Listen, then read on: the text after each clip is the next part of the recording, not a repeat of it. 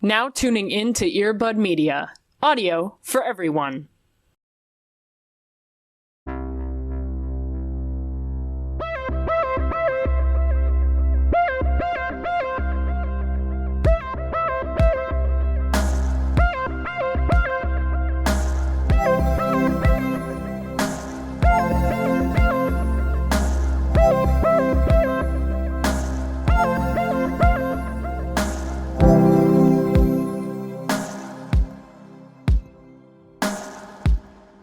This one's actually coming out on Christmas. That's weird. I know. 'Tis the motherfucking season. Y'all ready for this? Can we put in the Space Jam song, but with Jingle Bells? Is that anything? Ooh. It's a beautiful thought experiment. Copyright so hard. And it'd probably scare my cats. But hey. It's just how I feel. Worth it, you know? though. No, yeah, you have to know your truth, you know. Know what you want out of this life. Yeah. And ask for what you deserve. It's just an ounce of holiday spirit, because I haven't felt any this year. I'm gonna be so real with y'all. Yeah, you're not feeling the Christmas creep? I mean, I feel just a little, you know, but I think it's just because it's on a Monday this year, you know? Right. Where's the fun in that? The creep has been just a little slow. Yeah. But tomorrow's just like, I'm going to go all in. I don't know what, but something. I'm going to do that Christmas creep. Yeah. Hello, friends. Hello, Merry Christmas. Hello, friends. / other non-denominational or denominational holidays that you choose to celebrate at this time of year. I mean, Hanukkah's done at this point. Right, and a wonderful, wonderful Hanukkah to everyone in the past. And Kwanzaa's not until tomorrow for y'all. Right. So I think that we're allowed to just say Merry Christmas today. Wow. Okay. All right. I mean, it's just like calendar accurate. You're just no, but it's like you're being like those people that were really upset about Starbucks doing those holiday, like very generalized holiday and not proper Christmas cup. I see what you're doing, and I'm not gonna fall for it. So you're trying to bait me. I'm not gonna fall for it. No. I think it's just today on the calendar. It is Christmas. And no other holiday. Yeah, that's true. It is technically only Christmas. Today is Christmas. Like, if you were listening to this at home, if you're listening to this in the car. Yeah, if you're not listening to this while you're opening presents, you're not a fan of this podcast. I want you to turn that shit up. Can you imagine right now? It's like you have the Yule login, you've gathered your family so that you can do your annual Christmas tradition of listening to Twilight. That'd be really fucking weird. You know what I mean? I mean, someone could do it. It's not too late for any of y'all to make that your holiday tradition. Perfect for the whole family. You know what I mean? Really family-friendly show we got going on here. Our notoriously family-friendly show. Yeah. Also, like, imagine, if you will, how cool and sexy our voices would sound under a crackling fire. Okay, hear me out. A little bit of soft, like, Sufjan Stevens Christmas music. You know what I mean? We could do one. We could probably do one episode like that. We could do a family-friendly episode. Sure. One that's safe for the holidays. Yeah, we could probably do one. Sure. For you. I can probably guarantee you. Not any of them so far.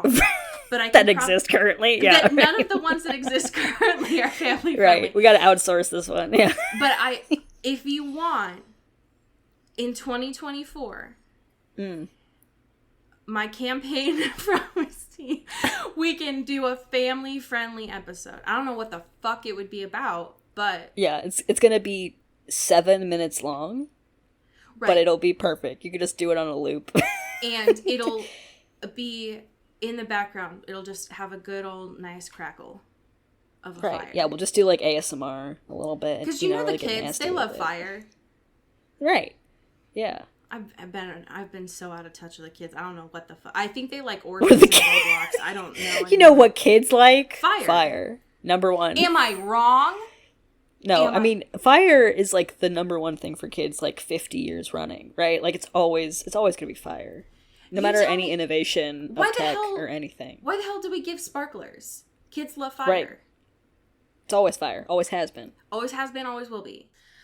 Hey, welcome to Into Twilight. Hey. Contrary to fucking Cody's opinion, today is Christmas. It's not a Christmas episode. Nothing about the show today has Christmas content. It just is Christmas. It just is. Yeah. That's all. Right. There's nothing wrong with that. I get There's it. nothing wrong with it. Yeah, you just love Christmas so much. I mean, I do. Some would say over other non-denominational holidays. Shut the fuck up. It is my favorite holiday, but I don't like to force that agenda on other people, unlike every other part of myself. Right. Arguably, yeah, that's the one time you hold restraint. Yeah, it's the only part. It's the only part I have restraint on. Yeah. How you doing? I'm living. I'm laughing. Some could say I'm loving. Are you loving? You know? Are you loving? Some could say that. I had another happy thing idea, but I was like, fuck it, it's Christmas, right? So I was like, okay, surely there's a way I can bridge the gap of me talking about a reality television show plus Christmas. There has to be. And that does exist. That does exist currently. And it's because I've been watching Big Brother reindeer games. Okay, will you explain this to me? Because I've seen so many people talking about this. Yeah, it's like, what if Big Brother sped up also Christmas? It's a bunch of BB alums. Okay. A lot of people that are very good at comps. A lot of people that are good, because it's not like really a voting off type of show. It's like, I don't know, you play a little holiday game, someone wins, they're essentially a version of an HOH. They pick two people to do a head-to-head battle, and then whoever loses that leaves forever. Like, Julie Chen kills them? Right. Julie Chen just takes them out back. Like live and on stabs air? them. Also, that is a good point. Julie Chen, nowhere to be seen. Nowhere to be found. They just have the guy who does the Big Brother voiceover, and he is dressed as Santa Claus, and that is... So this is not an official Big Brother product, then? This is not canon. No. Well, yeah, I guess it doesn't exist because Julie Chen is not there. You're right. But crucially, who is there? Frankie Grande. Yeah. Because of course he is. Of course he's there. No. One of my biggest fears is to find out that he's immortal. Yeah, he's just going to live forever. And you know what? One of my biggest fears. It could happen. But I'm having fun with it. It's very, quick pace. Not a lot of episodes. It's not like you're watching Big Brother for, 7 months or whatever. It's it's fun. Seasonal garbage. I love it. I mean, I do love... I mean, here at Into the Twilight, we do love seasonal garbage. Right. Yeah, seasonal garbage all year round. Baby. That's what's up. That is critical context that I needed because I kept seeing people talking about it and I was like, what? The show just ended a week ago. What are you talking about? Yeah. But it's fun. I'm having fun with it. All right. It's fun. It's good background mush, you know? I love that shit. Right. Exactly. So that is my gift to you. Thank you. This holiday season. How are you doing, my friend?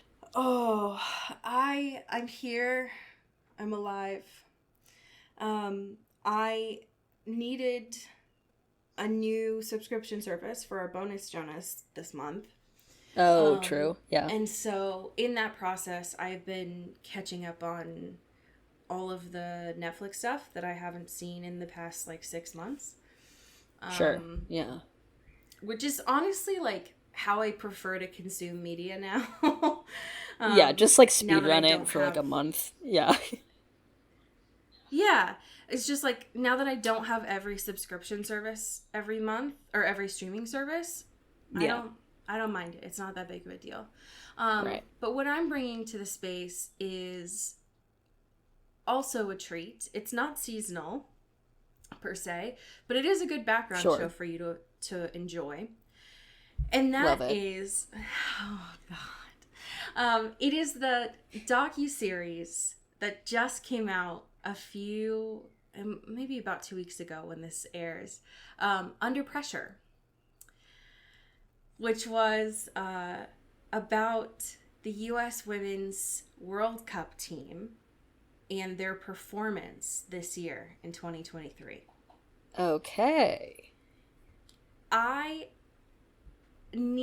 desperately need you to watch this. It's like 3 episodes. I've not heard of this at all. It just dropped. I also haven't heard anyone talking about this. Here's why I need you to watch it.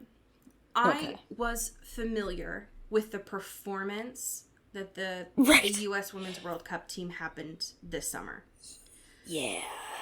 Even if you know what happened back in June of this year, I still highly recommend watching this like 3-episode docuseries on Netflix for 2 reasons. One, it gives you some context of how the team is formed in the U.S. and also some of the like world context of what has been happening with women's soccer, which I think is important to know going into the games that they were playing in June. Right.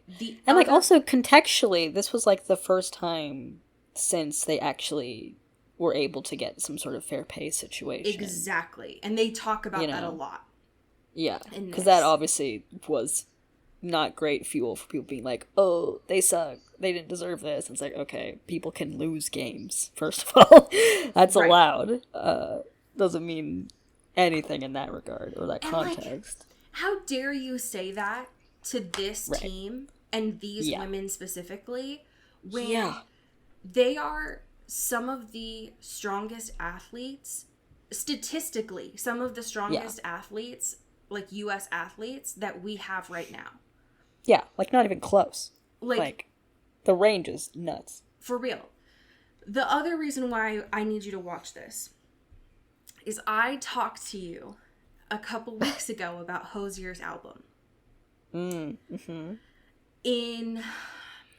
the second, maybe it's the 3rd episode of this, they do a needle drop of my favorite song from Hozier's recent album. I had no idea about this. They do a needle drop in this, and I'm not going to tell you where, like, or give you any more context about it. That sent me to my literal knees. I was doing the dishes, and it took everything in me not to, like, drop my dishes. Because I was not expecting... I knew what happened. I knew why they lost. I knew the context of it. I was not expecting them to take the song that I have cried to so many times this year. Yeah. And it was just this, like, unbelievable gut punch. So, I highly recommend it. I love women's soccer. I literally grew up with Mia Hamm posters. And I played soccer for a large portion of my life. But even if you don't give a fuck about soccer, I highly recommend it because the 3 episodes are structured really well. Hell yeah. Anyways, women. We love. So, it's, and it just came out. And I feel like I haven't seen a lot of people talking about it. And it's good. So. Yeah, let's blow it up. Baby. Enjoy it.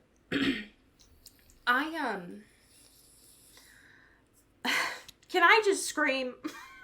Yeah, do it. Just let's just unmaw our jaws.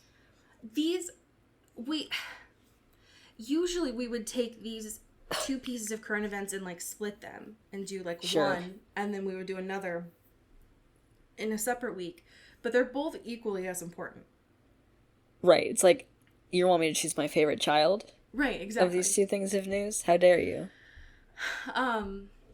We, of course, need to talk about the Love Lives Bleeding trailer. Fuck. Dude. Where do you start? Where do you start? We knew it was gonna be good. Yeah. Right? Oh, yeah. We knew it was gonna be good. We saw, like, 2 JPEGs and we're like, fuck yeah, man. Right. No. Even before that, we were like, let's go. I'm here. I'm into all of this, whatever this is selling me. Absolutely. Yeah, I was already seated and ready. then the trailer came out. I could hear my entire timeline barking like a dog through my phone. Like, I just, like, it was an inescapable, full body experience that we all experienced together. And I love that. Oh my God. Very unifying moment on Twitter.com. I am so envious of the people who get to see this.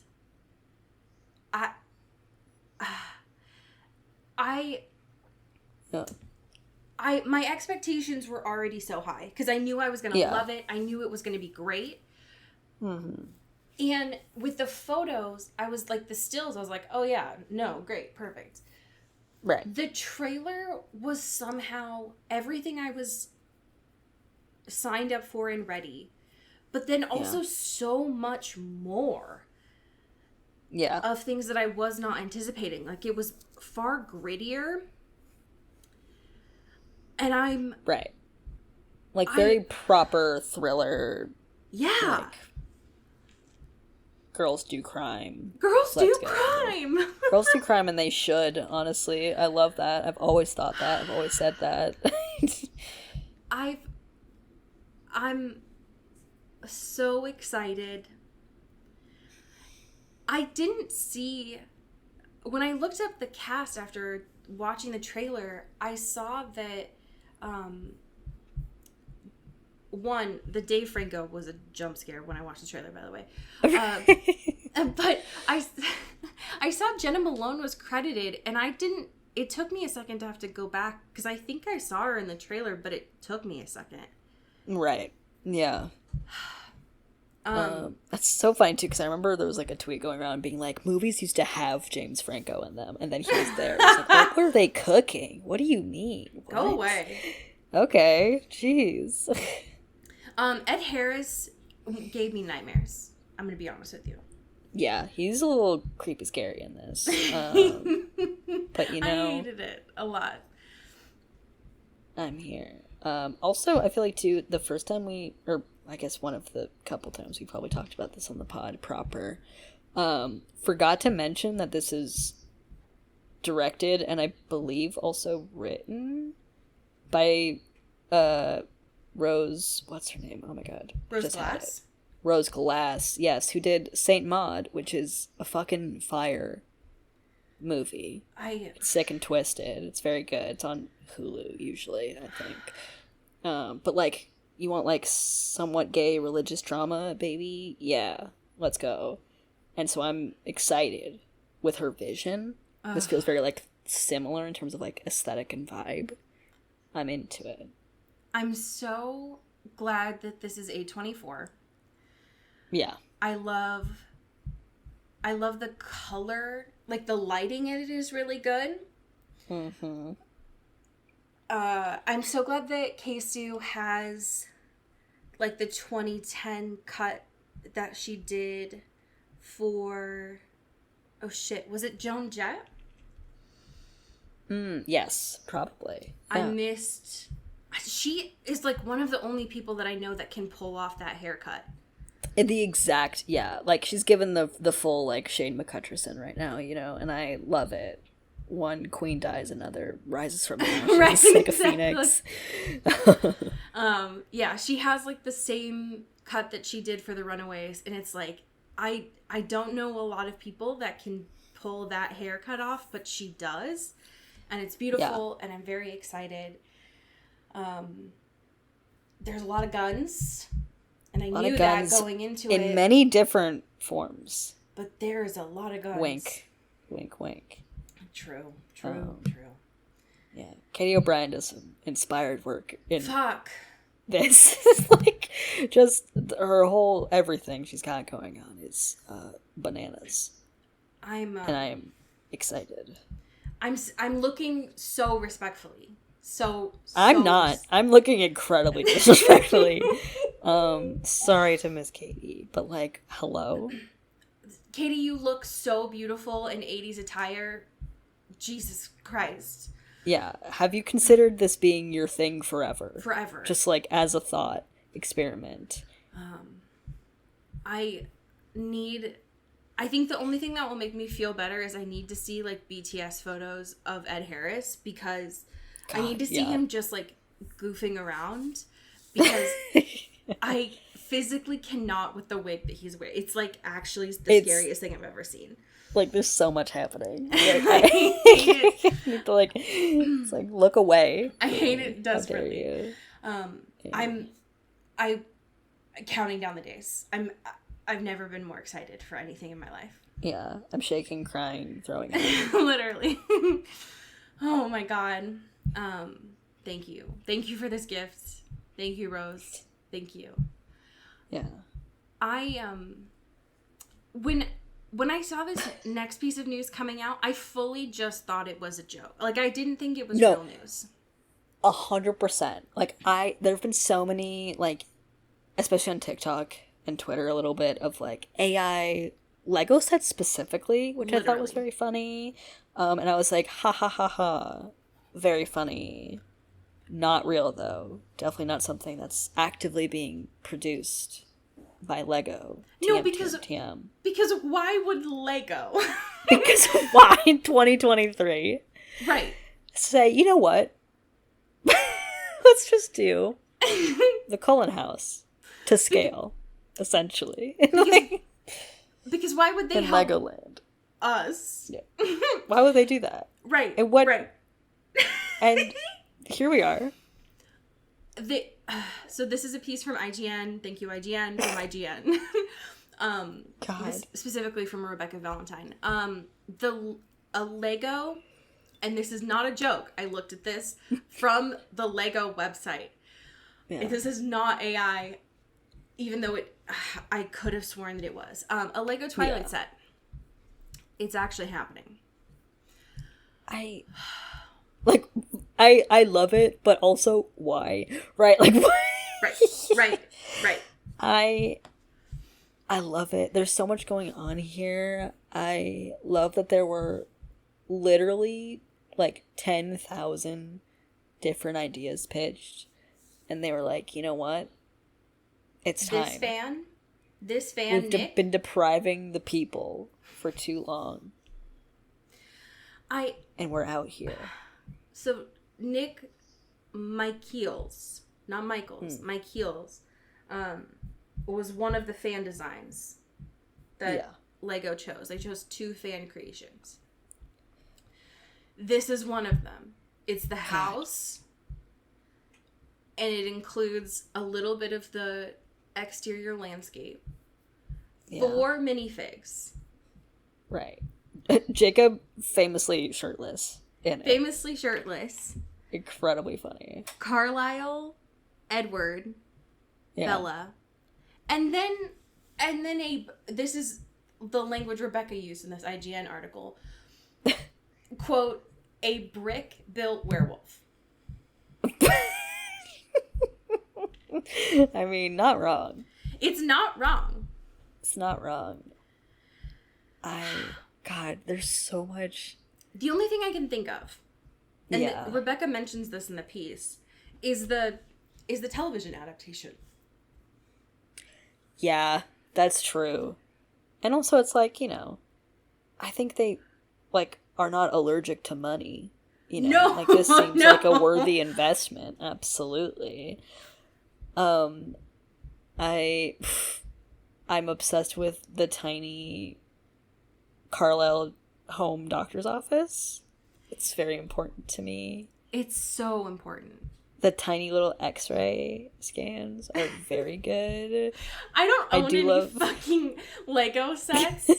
That's not really... I don't even own any of the, like, flower ones, even though I feel like those are, like, cute. Yeah.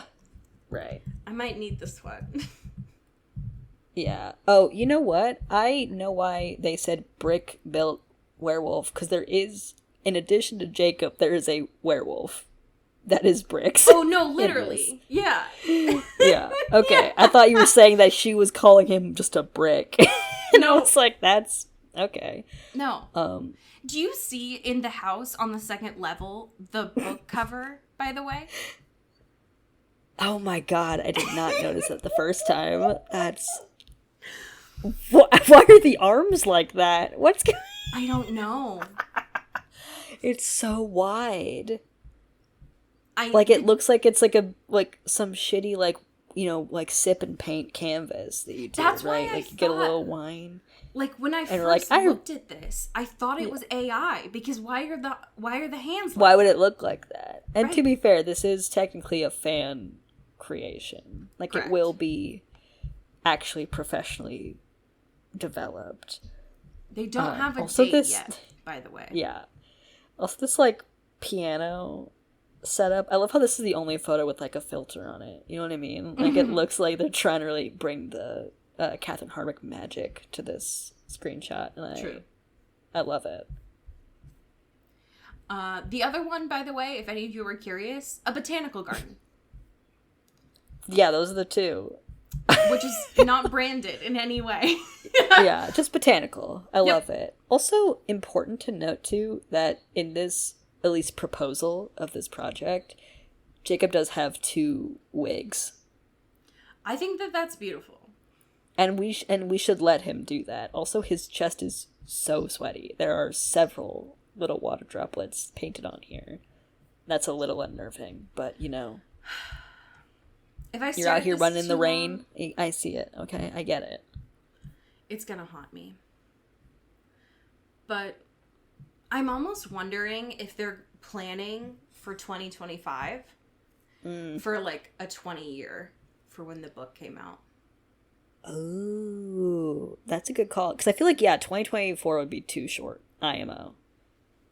I agree. So it feels like they would be kind of hard launching for a proper, retrospective anniversary situation. Because if they're, choosing it now, right, and then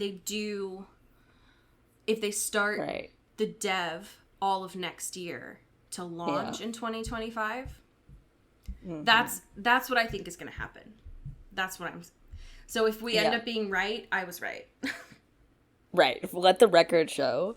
And also, we need more time so we don't have all the little minifigs be the dudes and Bella. Correct. Who, by the way, in that photo, Rosalie to just kiss. I need all of them. They all need to kiss and be present. I agree. Just fully was not expecting that. Just a wild drop. Just a fun little piece of news. I agree. Okay, so last week, here's what you missed on Khalid. There was a career fair in the Vampire Diaries. No, there wasn't. That's the wrong photo. I was gonna say, technically, was previous to this week. I was wondering why that photo looked weird. I was like, this says Bloodlines. And it's not. Okay. We just love broadcast. We just really banner. We just love it really a lot. We've just been talking about journalism's been on the brain. We just talked about it in our bonus just. Yeah. Okay, here's what you missed on Glee. Last episode, Bloodlines. Elena almost died in a car wreck that I said last week was from Lee. Yeah. We'll talk about that in a second. Right. We'll get to it. We'll fucking talk about it in a second. And she didn't die though. Right. She did not die 12 episodes into the first season of this television show. She presumably is fine. Damon kidnapped her, took her to Georgia to go to this bar to try to figure out how to actually get Catherine out of the tomb. Yeah. That didn't go well. And then Lexi's boyfriend, who we thought was human, wasn't human. He was a vampire, and he came back and was like, Damon, you suck. You're gonna die. Yeah. And I thought, mistakenly, that he was the only vampire around, so he must have been the one who tried to kill Elena. In the car. That was not true. Yeah. Whoops. But then, whoops, my bad. But then he didn't kill Damon, and Elena was like, he's not worth your time. He's a piece of shit.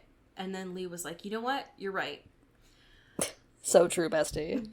Got a blast. And then at the end of the episode, Stefan was like, hey, so sorry I didn't tell you about Catherine. By the way, you're adopted. That's my version of an a lot of apology. things happened in that episode. Yeah. In a very short amount of time. And that's what you missed on Glee. Oh, by the way, the bartender is dead. So don't worry about it. You didn't miss much. Right. So everything's just hunky-dory over here. Hey, hunky-dory is great language for this episode. Hey, welcome to the 50s, baby. We're sock hopping it up. We got poodle skirts. I wish we had poodle skirts in this episode. Yeah, honestly, yeah, such a sleigh. Like, we have a mention of a poodle skirt, not a poodle skirt to be seen, unfortunate. Nope. We got leggings, and we got a big old belt on top of leggings. Yeah, they're not giving what needs to be given, but it's fine, I guess. And you know what? It's ultimately for the best, because if Elena wasn't a poodle skirt, she would have had to, like, run. She had to do a lot of running this episode. Right. She's got to do combat and run and escape and do things. A cartwheel, perhaps. It was ultimately for the best that she was in clothing that she could, like, run for. Right. Yeah. So it's okay. Also, last episode, there was this homeschooled girl that... Yes. Very important. lived in a library, for all we're aware of. Yeah, she just, like, wanders around the library because she lives there and offers just strange passerbys help about vampire research if they need it. She's very concerned about vampires. She's also she was very concerned about Jeremy's ancestors' journal. Yes. And she was not taking the hint that Jeremy didn't want to date her. Yeah. That's important this episode. Yeah. So those are the main points to be aware of for this. How did this speaking of Jeremy not understanding the vibe or the situation, he immediately lets a vampire inside of their home. Yo, because dressed in disguise as a pizza delivery person, which very smart actually to evade the whole let inside rule. Oh yeah. Just be a delivery guy. Easy. Absolutely. Yep. Stefan and Damon could have been doing that for fucking 100 years. And they didn't even think of that. Losers. They just have no innovation. Yeah, right. Like, come on, guys. Like, maybe y'all needed other vampires around here so you can step your games up. Maybe capitalism does breed innovation a little bit. Literally. A little competition, okay? They were just like, oh no, you know what'll work? Us wearing leather jackets and hanging around public schools. Right. And having, like, the lowest level of manners that can be socially acceptable by two young men. You know? Like, that's it. Oh, God. I will say that moment I thought was hilarious because Jeremy's, like, still hyper-focused on drawing right now because he's all in his ancestors' journal. And so when the pizza guy comes, he just, like, yells at Elena for money. It's so good. It's very sibling coded, which I thought was cute. Yeah, 100%. It's so good. And I thought that was beautiful. I wish I could go back like 12 episodes and tell myself, hey, don't wish that Jeremy dies. Because now all you want is Jeremy to stay alive and safe. Yeah, we did kind of fuck ourselves a little bit. Because if Jeremy... I'm going to be honest with y'all listening to this. If Jeremy dies, if anything happens to Jeremy, I'm going to stop watching the show. And by like, that I mean... That's bad news because it's almost for sure going to happen. I know! And by that I mean I'm still going to watch the show, but I'm going to be pissed about it. Right. I'm going to have a bad attitude about it going forward. I'm going to have a bad attitude. Yeah. It's just, I care about him, and that makes me sad because I'm going to say Gilbert, but like, Elena's not a Gilbert, technically. Right. She's Gilbert, adopted. every Gilbert is a fucking magnet for vampires. Yeah. And that's dangerous. Right. It's not safe. Right. It's just... Baby boy. I know. He did get an A on his extra credit essay, though, so I am proud of him. he did do great on his paper. I'm happy for him. But of course, Alaric is like, hey, bud, cool paper, really sick. You don't think there's, like, vampires for real, though, right? And Jeremy's like, nah, dog, I just, you know, women be telling you things about, like, mythical creatures. And he's like, but I do have this, like, super cool book I've been reading, brushing up. A lot of cool primary sources in there. Thought it'd be useful for my very cool paper. And he's like, oh, cool. Word. I would love to cross-reference that. I love that. That sounds so interesting, my dude. And he just hands it to him. Loans it to him. Jeremy.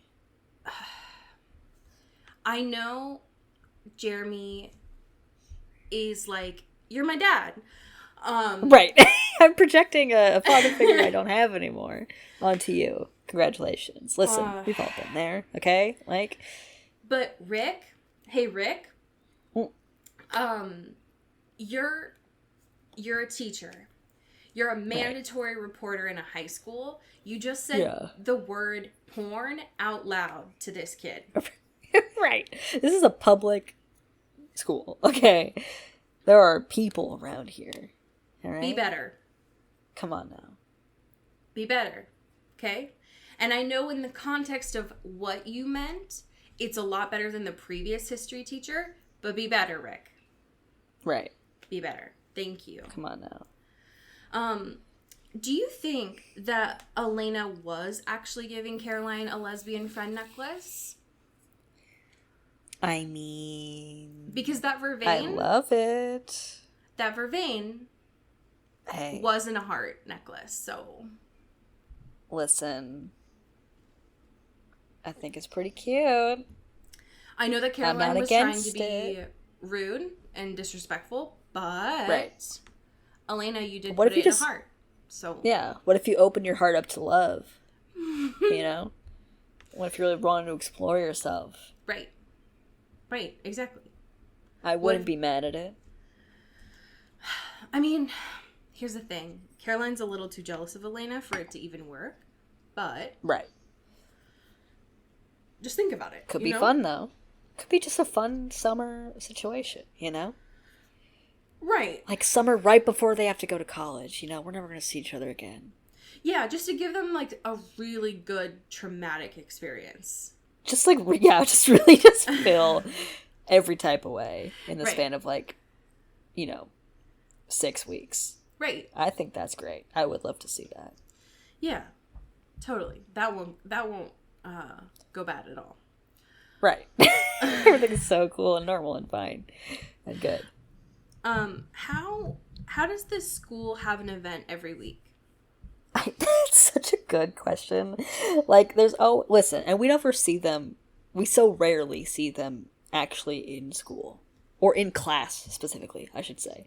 True. We sometimes see them in a hallway, or most times at an event. And it's always like the parties are ridiculous. And I know, like, you know, schools have like a certain amount of like dances or like events or something. But this seems like it happens constantly. Their PTA is fully funded. Yeah, they are. Yeah, they got some high level donors out here. Their school of being like, yeah, full immersive haunted house Halloween extravaganza. Check. Full immersive 1950s doo-wop fucking bullshit. Check. And I think that's beautiful. Yeah, like, I love that for them, for sure. But, like, where's that coming from? Who has the money? Who's funding? Lot of these... Who's paying for this? I mean, it's got to be the founding families. These motherfuckers have been living here True. since the Civil And they have War. been controlling the whole situation. Yeah, that's true.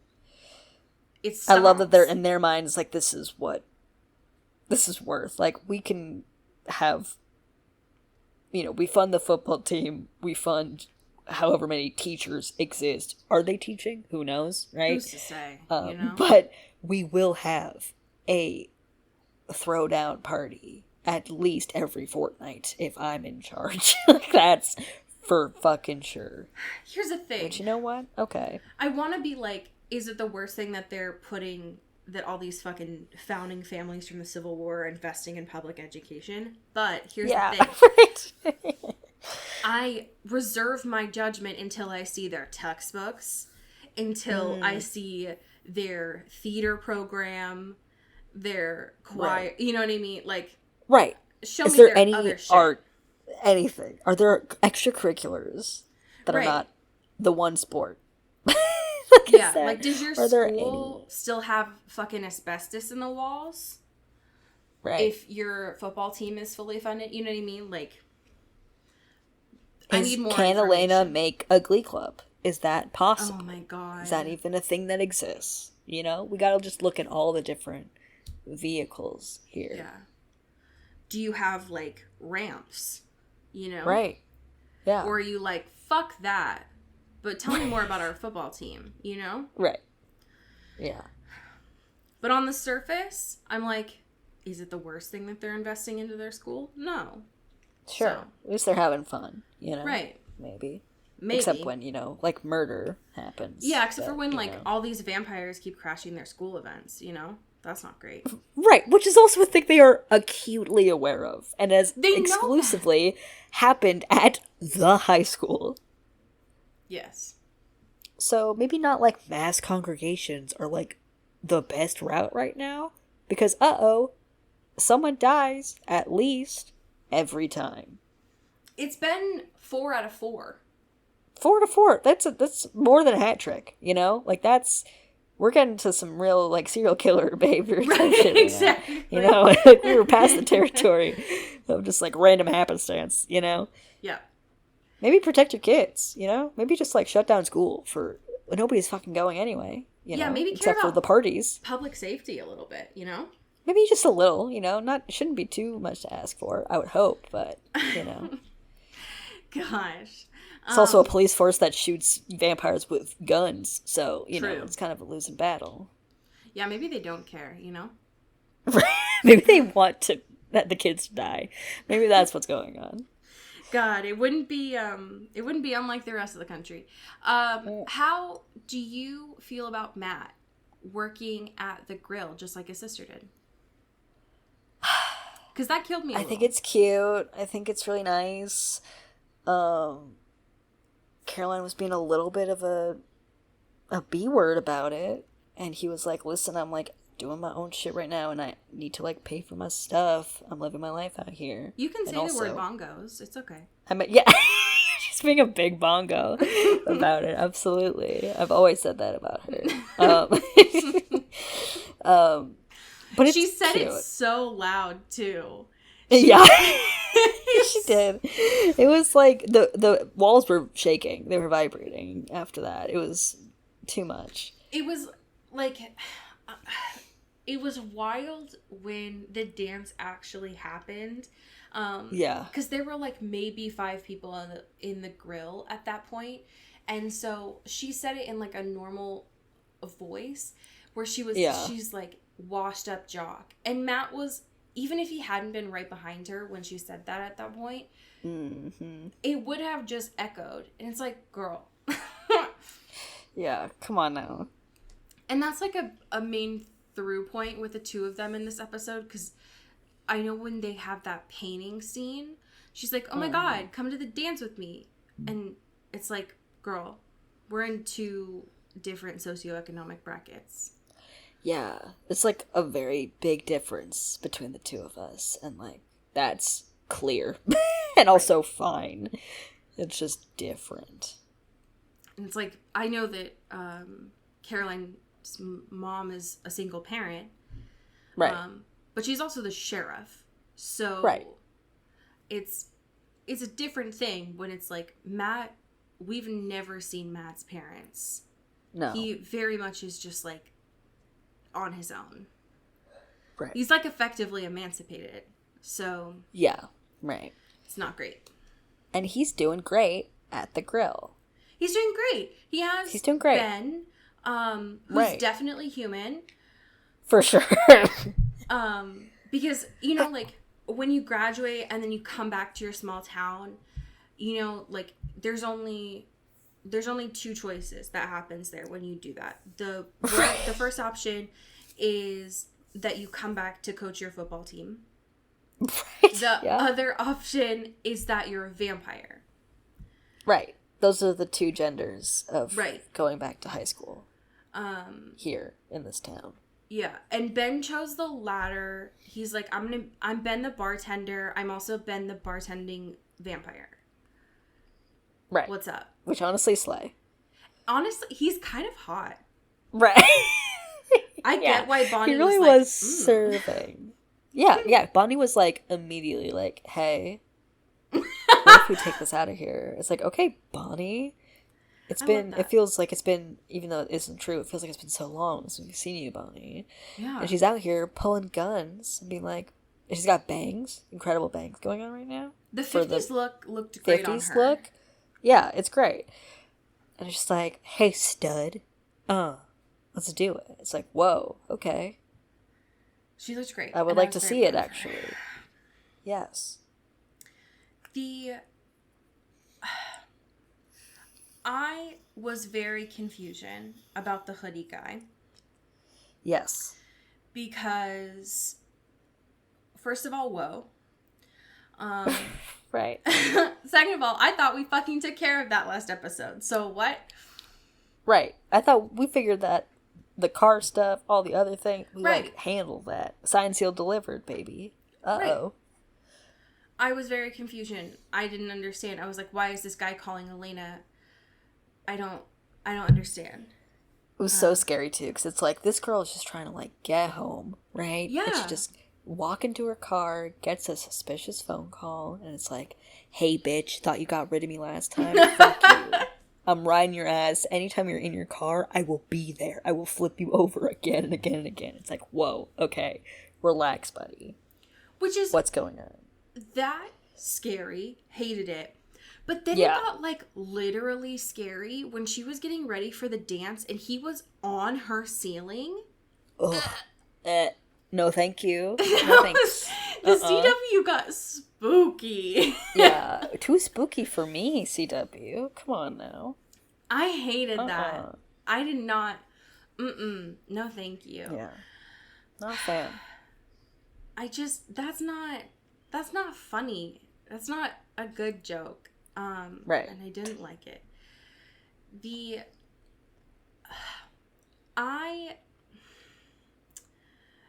I need to know your opinion about Isabel. Yeah. Because I didn't remember if they had told us this before, that Elena's adopted dad was a doctor. Mm-hmm. So when Jenna says they kept it quiet, I got confused because I thought doctors had ethical codes.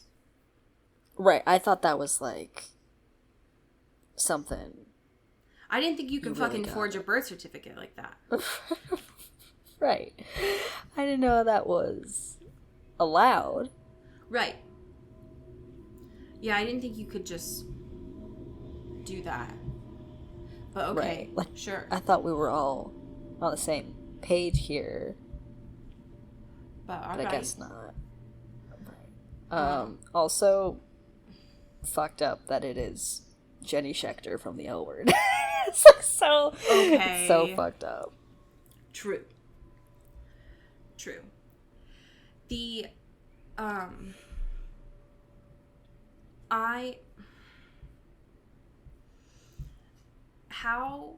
how did the actual dance do you? The dance, I mean, the vibes were there. Carolyn was great. For the poodle skirts. Yeah, Carolyn was absolutely turning it out. Absolutely. Yeah, I think that, like, the costume department for Bonnie and Carolyn looked great. They did a really good job. Yeah. I love how Rick is really getting up in Damon's business. Oh, and my he's God. like, fuck you. Also, incredible sexual chemistry, which is like, Ian Somerhalder has sexual chemistry with everyone on the show. And Stefan can't even muster it with Elena for one goddamn second. The amount, when I was trying to find a fan fiction today, the amount of Rick and Damon fan fictions that came up. Yeah. Holy shit. Listen, I fuck with the vision. I see the vision. I see it. I see it. I see it. I hear it. I'm listening and learning. Because he's like, hey, nice to meet you. You seem cool and new. What's going on? And like also Damon referring to him as Stefan's like caretaker and like bodyguard. Hello. Excuse me. There's like 3 realms. It's like this is like a horny poly situation going on right here, and I am not into it. And I know that this is a television show and not real life, but how the fuck did this many adults get in here without signing waivers? These are all minors. No, right. There's a lot of like grown adults that are here that are like allowed to be quote unquote chaperones. It's like yeah. It's a really loose definition of chaperone that we're working with here. We're really kind of stretching that a little bit, but you know what? Okay, fine. Also, when did extra credit for an English class become working the punch bowl at a dance? Yeah. That's hilarious. It's so funny because it's also like you would think that would be the place you don't want kids who are like trying to get like evade detention to go, because that's where you spike the punch. That's where you do all the fun stuff, and you're gonna let them be on like jury duty for this? You think that's gonna be good and work out for everyone? And I don't know about that. Damon did put him on the straight and narrow, but like absolutely. I feel like a lot of teachers only know Jeremy as his previous persona, and you want to put Jeremy 420 Gilbert on punch duty? Yeah. All right. Choice. And I know that it's like his character, but I would have killed to see him in 50s attire for this. God. He would have looked so good. It would have been so good for everyone involved. We all would have benefited. I agree. It would have made the dance better. Yeah. I wanted to spray Anna with a water bottle. Just like the whole time. I'm surprised because last week we were like, oh, she's not gonna make it, which like also could be true, right? But like we did not know the extent of her relationship to this entire thing, and we still don't like know. I mean, 33% of her group is down, so we're not wrong yet. Right, we're not being proven otherwise, but it was kind of a girl boss slay reveal of being like, that's my shit. I'm running this thing. Fuck you. Also, I told my dude not to go in here because he's gonna get fucked, and look what happened. He got fucked. Yeah. Fuck with me. Right. Okay. It is, I will say, too, even though Damon, in a couple of episodes ago, was reading the Twilight books and was like, none of this makes sense, the lore doesn't track. Right. You know what the Twilight vampires were able to do? They were able to sense when other vampires showed up in their territory. Which seems like an important fundamental ability. It seems like a critical survival tactic. Y'all suck at that. Like, even human-ass Rose Hathaway was able to do that, right? Yeah, her Spidey sense was critical. Spidey sense seems important, especially for a creature that is, like, dependent on secrecy, on swiftness. Yeah. Like, what? Y'all got no fucking sonar shit going on, at least? Like, what is happening? No, Fish have sonar. What do you mean you don't have anything? I think the Salvatore brothers just turned on D&D like 150 years ago, and they just forgot to turn it off. Yeah. They were like, we're good. We're only just gonna, like, hang out with each other for the rest of our lives. Like, there's no one else that's gonna, like, fuck up our turf. Like, we run this city. They wouldn't dare come to Mystic Falls. Right, they wouldn't go to Mystic Falls. Like, we're chill. We're just chilling. It's fine. Don't worry about it. Little do they Look know where you are there's now, like buddies. 15 vampires around, and they can't fucking figure out why people are dying left and right. Right. Yeah, it's like, because it's not even Damon anymore. It's just like, how does this keep happening? What do you mean? I thought we'd stop that problem because we'd really talked to Damon. He heard us. He understood. He's an empathetic person now. They're just really bad at being vampires. Yeah. It's Categorically so. Yeah. Because we've got Anna, who's a vampire, which makes sense because she was a really bad homeschooled kid. We knew something was off with her, so that makes sense. Yeah. And then Noah, who I think is not her brother, but they're acting like it. And then later on we find out Ben. Right. Are the vibe that they're giving off based on how many times Noah keeps saying Elena looks like Catherine seems like they're trying to revive Catherine. Like they're trying to open the tomb. Yeah. But like everybody wants in this fucking tomb. That's the hottest club in Mystic Falls. Is this fucking tomb. I mean, it's gotta be because Catherine's like the queen bee, right? Like she's the creator of all of them. Mother Supreme, yeah. Right, exactly. I just don't understand what Noah's fucking damage with Elena is. Right. Yeah. Because at least, like, the logic with Lee last episode kind of followed, right? Like, Lexi died, and Lee had assumed it was because of Stefan, so it was like a 1-for-1 flawed logic. Yeah. But what the fuck does Noah have with Elena? What? Right. What's How your far damage? back does the beef go? What's going on? Right, exactly. What does she do to you? Right. What is this like? What is happening here? I don't understand. I thought that it was wild that Elena stabbed him with a pencil. I thought that was cool as hell. Honestly, badass. Because so many people are stabbing people with or like trying to harm a vampire with very useless objects. I think a pencil is badass. I think that's fucking cool. I think that's great. I think it's beautiful. Just, you know what? Slay. At least make it good and comical and effective. Yeah, I mean, same with the mop room. I think what I'm curious to find out next episode when we see a little bit more of the fallout is I think this is the first time Elena's seen not just Damon, but Stefan, like, torture someone. Right. Yeah. And so that's going to be a bit of a mood killer. Yeah. Yikes. Or, I mean, if it's like Bella, maybe it's the exact opposite. You know what I mean? Right. Hey. But I that's thought actually so hot for me. Elena loves it. She's so into it. I don't know. It just, based on how she's been tracking thus far, like, it's gotta be, this is the first time that you've seen, you know, Rose tattoo soft boy Stefan, like, hurt someone. Right. Not just being soft boy all the time. Yeah.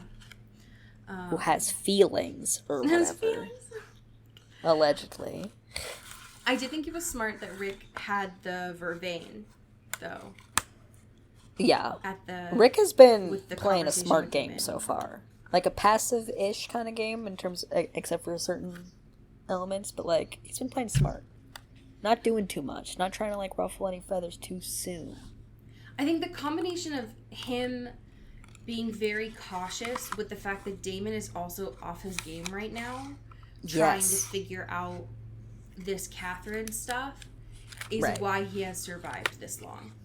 Yeah, because in no other universe would it be like, you get one whiff, right? You're like, all right, homeboy's got to go. I mean, that was like the first right couple down the middle. Episodes with Damon. He was like, you're bothering me, so you're dead. Right. And look where we are. He's still fucking kicking, baby. Right. I'm curious to know your thoughts on Rick's reveal of his wife's name. My God.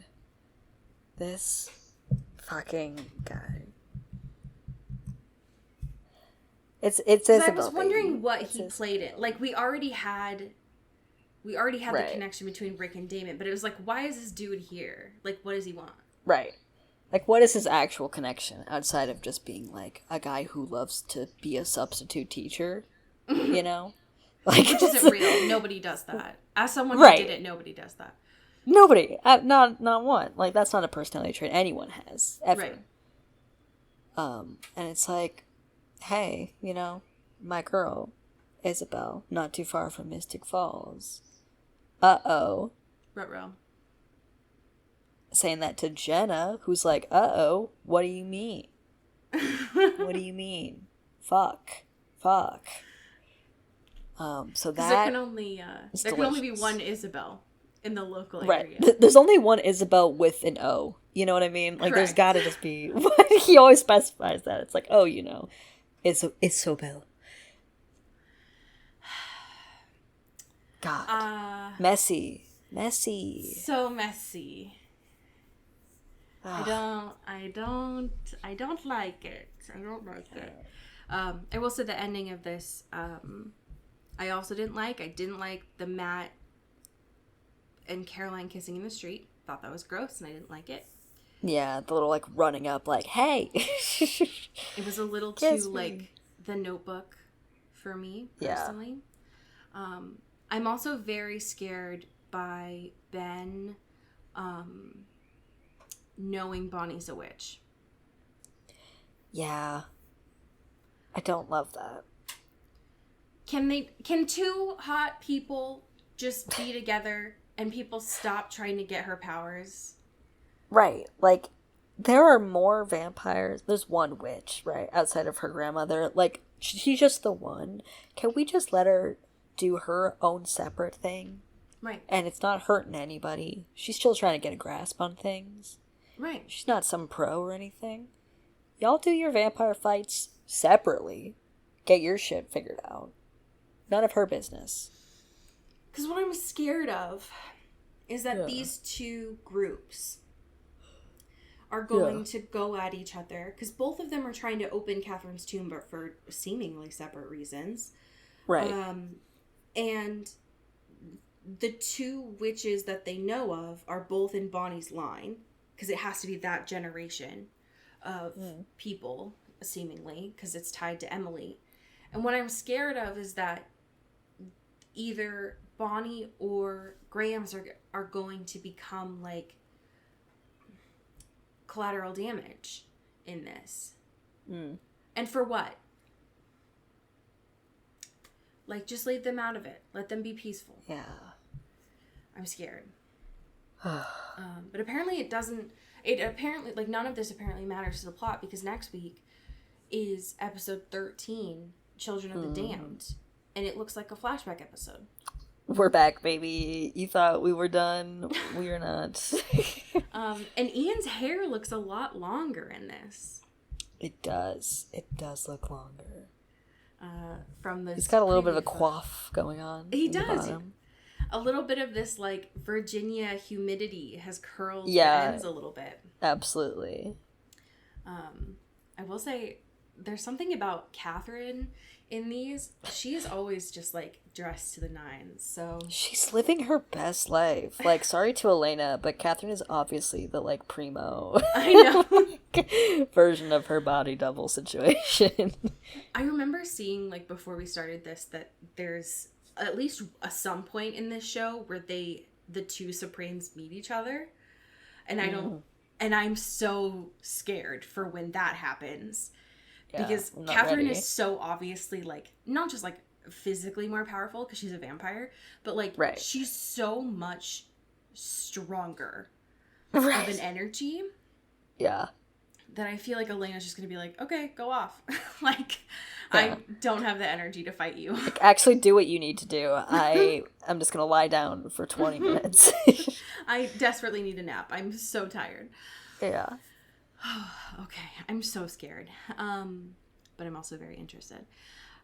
We have some amazing patrons to thank. Would you like to start us off? Absolutely. Thank you to Sean Salvatore. Ooh, thank you to Megan Pattinson. Pew pew. Thank you to Katya Karp. Ooh, thank you to Ashlyn Vogel. Ooh. Thank you to Maddie Facinelli. Ooh, thank you to Genevieve Morgan. Pew. Thank you to Danielle Burke. Ooh, thank you to Sophia Salinger. Ow. Thank you to Laura Forty. Ooh, thank you to Dan Zeklos. And last, but certainly not least, thank you to Emily O'Zara. Ooh, I have a fanfiction for you. That Wow. is... What a treat. What a Christmas present. What a shocking treat. Yeah. That is from the author Kitty Inez. It is titled You're All I Am Asking For. And the summary is Bella doesn't become comatose when Edward leaves. Instead, she became angry. She went on to become a world-renowned researcher, debunking supernatural legends, using her insider information. She even writes a book, all the while hiding from the Volturi. Imagine her surprise when she meets Damon and her entire life is turned upside down. Okay. And this is... Fun. and this is from chapter 2 of this. Hell yeah. If any of you are interested in this blurb that I read for you, by the way, this is this fanfiction has over 100,000 words, so Merry Christmas. Hell yeah. Okay, this is from chapter 2. So when Bella was getting ready to graduate with a degree in English and archaeology, and not wanting to go back to Forks or even the state, Charlie offered her an alternative. He told her that her grandmother, Helen Swan, had come from a town in Virginia called Mystic Falls, and that they were the last descendants of the line. He told her that the house was still there, and she was more than welcome to live there since it was just sitting there empty. He also told her that if she was there, she could be found quicker. Unknown to Charlie, Bella had taken her story, and while in college, she had written it down as an exercise in one of her classes. It was to be a fantasy life, but Bella got a few chuckles as she wrote true life, figuring that it would be taken as fantasy. Her teacher had praised her abilities to bring the world to life with such richness and encouraged her to write a story. Bella removed some features and added others, enough to make them different and not to get her in trouble with the Volturi, the 3 leaders that she remembered Edward showing and telling her about. It became a hit under a pseudonym she had taken. She refused any publicity, and according to her agent, it seemed to add to the mystery. There had been many fans who had requested that she do more books, but right now she didn't feel like doing them. They wanted a happy ending, and as the first book stands, there is a chance for that. Her story, however, ended on a bad note. So the offer of a home in Mystic Falls, away from the madness of the supernatural, was a godsend. She made a trip out there one weekend to look at the house and see what needs to be done to make it possible for her to live in. End scene. Okay. It is I fuck with the vision. I'm here for it. It is a crossover that is piquing my interest, I will say. Yeah. that. Yeah. Not one I would have expected or wanted, but I am interested. I like it. Especially the premise of her taking it and just, like, exposing the world. Yeah, being like, fuck you guys, actually. Right. Like, I love it. Like, you broke my heart in the middle of a forest, so fuck your fantasy, actually. Yeah. Honestly, valid. She's so right for that. It's a very interesting plot. So, enjoy that. There's just so many chapters of that, so please enjoy them. Hell yeah.